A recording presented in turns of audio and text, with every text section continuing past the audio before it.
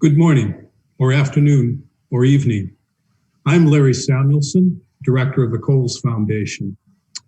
In the depths of the Great Depression, Alfred Coles was instrumental in founding and shaping both the Econometric Society and the Coles Foundation, creating a long-standing partnership. Today, we celebrate this partnership with the Coles Lecture, presented annually at a summer meeting of the Econometric Society. It's my great pleasure to introduce to you this year's Coles lecturer, Robert Scheimer from the University of Chicago. First, though, I have a somewhat more somber task. Much of this World Congress, including the Coles lecture, was shaped by the work of Emmanuel Farhi, one of our program chairs. Tragically, Emmanuel is no longer with us. We've chosen this opportunity to remember him. I would thus like to first introduce Jean Tirole from the Toulouse School of Economics, who will speak about Emmanuel. It would be customary at this point for me to spend some considerable time extolling the virtues and lauding the accomplishments of Jean Tirole and Robert Scheimer. But we have much to do and little time, and so I leave it to you as an exercise, undoubtedly the easiest exercise you'll ever have, to review the contributions that have placed both of them at the pinnacle of our profession. Confident that you will do that, I will proceed and give you Jean Tirole from the Toulouse School of Economics, reminding us of Emmanuel Farhi. Jean, please.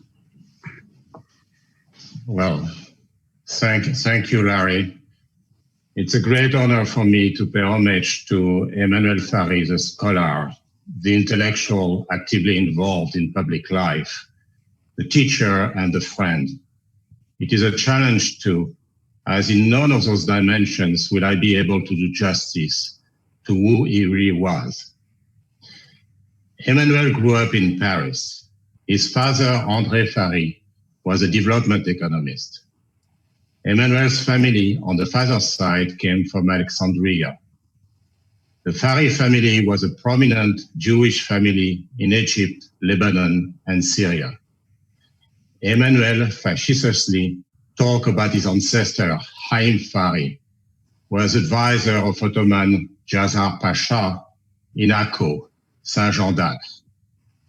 Emmanuel's mother, Danielle de Bordeaux, is a social policy specialist. Emmanuel was an outstanding student, ranked first at the age of 16 in the French high school competition in physics. He could have become a physicist. The assistant of Cédric Villani, 2010 field medalist, he could have become a top mathematician himself. I could equally have envisioned him a start-upper or a top civil servant. Indeed, he long hesitated to continue his career within the Corps des Mines, the elite French civil service corps. But reading Paul Samuelson's text convinced him that economic studies are an alternative route to making this world a better place. And so he opted to study for an economics PhD at MIT. I will not review his contributions clearly on the Nobel track, as doing so properly will require hours, probably days. Conferences will be organized to that purpose. Suffices it to say that Emmanuel transforms the theory of taxation, macroeconomics, and international finance. But I can share a few thoughts about his scientific approach, focusing on four traits. Emmanuel was unabashed about being a theorist. While he welcomed the data revolution, he believed in the power of ideas. And the realm of ideas was his kingdom. He felt that while facts are important, they need a framework to become compelling. Theory further supplies a normative structure that enables the move to policy recommendation, which were central to his career choice. In this respect, as in many others, Emmanuel was a worthy heir of the founders of the Econometric Society.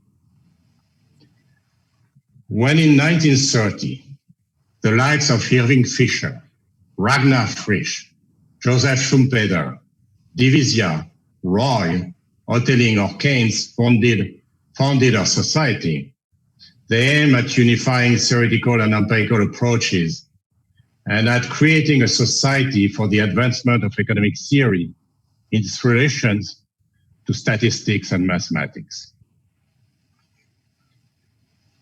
Second, also Emmanuel loved mathematics and was as proficient as any in the profession. He was not blinded by the tool. The elegance of his models was at the service of making ideas accessible, not of demonstrating technical prowess. The third permanent trait was doubt, the DNA behind his research.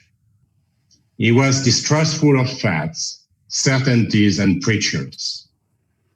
He wanted to avoid the mistakes of the true believers. He was agnostic and let his science take him wherever it would lead, perhaps in unexpected directions.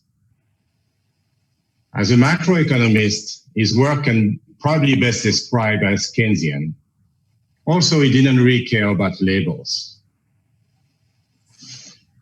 Again, not by falling into the trap of thought-hindering prior beliefs, but by analyzing the conditions of Keynesian economics validity and its limits.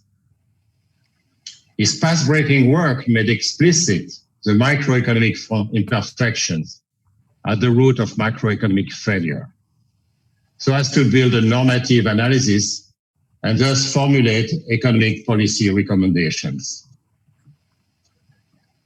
The fourth trait capturing Emmanuel's research is patience.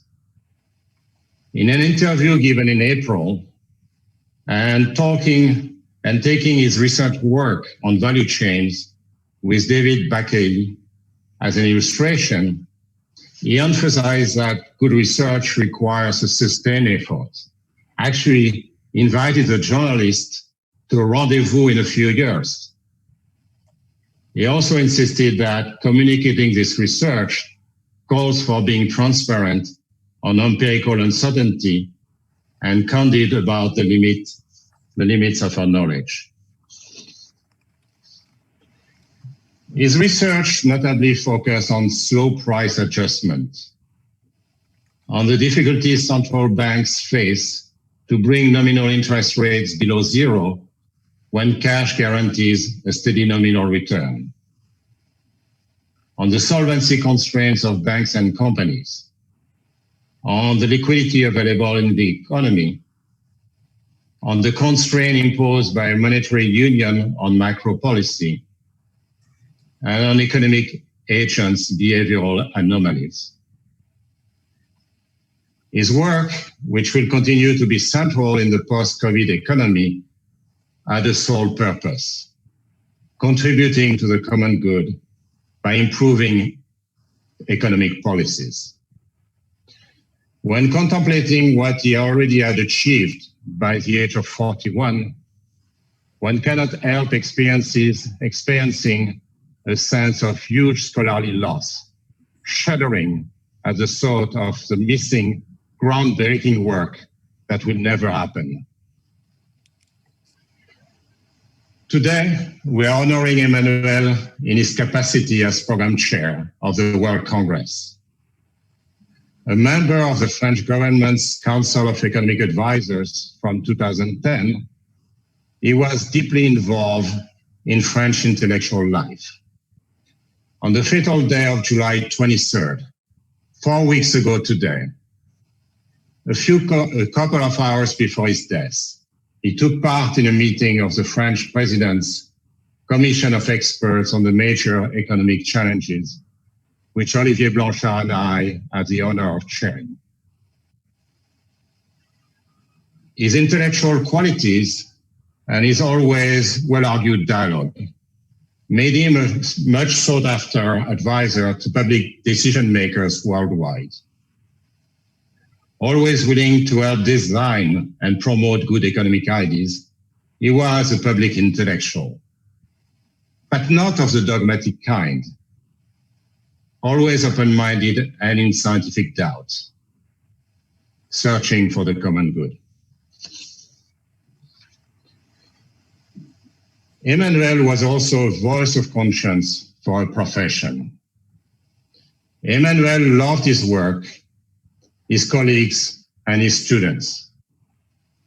Yet, he thought we could do better collectively, take better care of students and junior faculty, be less competitive, listen more to others, show more respect and interest for those who work in different fields and with different approaches, refrain from using the media and the social networks to arouse interest in our work prior to scientific validation. It is true that our desire for recognition, which is human and a key motivator for accomplishment, sometimes grow into narcissism and distracts us from what we are meant to serve, science. We are all aware of our individual and collective shortcomings. But Emmanuel was more mindful than most of us about the need to strike the right balance between self-interest and other regarding behavior. With his meritocratic upbringing, he valued hard work and expressed outrage at the little arrangements and self-promotion that plague any profession, including ours. Those reflections about our scientific duties, which is shared amicably with his friends over dinner, were not meant to take the moral high ground. That was definitely not his style. Most importantly, he implemented his standards as a colleague and as a transmitter of knowledge. He could talk enthusiastically about his own work without ever overselling it, and only after listening to his colleagues' own research. He was very kind to students and junior faculty.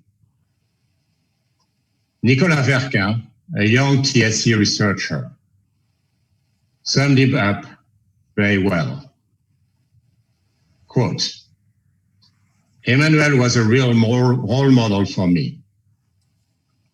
I, of course, admire his extraordinary intelligence and his depth of mind whenever we talk about research, but also the attention he paid to young researchers, his humility, generosity, and kindness. Indeed, over the last 4 weeks, I have received many messages about Emmanuel from people from different horizons. Economists, former classmates, childhood friends, other friends, students. All these messages emphasize that with all his talent, Emmanuel could have been more than full of himself. And that instead, he always remained modestly attentive to others. Farhi in Arabic means joy. And beyond the gentle melancholia that you can discern in some of the pictures that you are seeing, joyful he was. He could talk passionately for hours about politics, arts, literature, movies, or good food. He was a sportsman who had tremendous stamina when jogging, hiking, or playing tennis or squash. Emmanuel was a wonderful human being, and having friends like him is what gives us joy in our professional life. beyond the sheer pleasure of research and teaching. For those of us who have had the privilege to have known him, it's hard to imagine a seminar or conference without him, a dinner without his smile and laugh, and the loss of his support, insight, and friendship. Let us do our best to keep his memory alive and to focus on remembering his talent, his intellectual legacy, his mentoring, and the good times spent with him. So long, Emmanuel. Thank you, Jean. We will miss Emmanuel.